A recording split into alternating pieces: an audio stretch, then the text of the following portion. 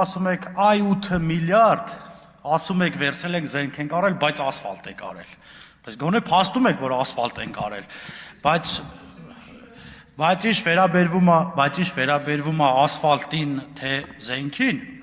եւ զենք ենք առնում, եւ ասֆալտ ենք սարքում, եւ դպրոց ենք սարքում, եւ մանկապարտեզ ենք սարքում, եւ բուժ հաստատություն ենք սարքում։ Եվ ոչ միայն այդ գումարները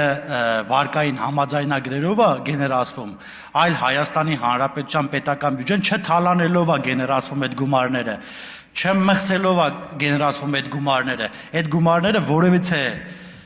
քաղաքացիական պայմանագիր կուսակցության որևիցե падգամավորի դղյակ չի դառնում, որևիցե նախարարի դղյակ չի դառնում, քաղաքացիական պայմանագիր կուսակցության ղեկավար վարչության նախագահ Նիկոլ Փաշինյանը չի դառնում դոլարով միլիոնատեր, որ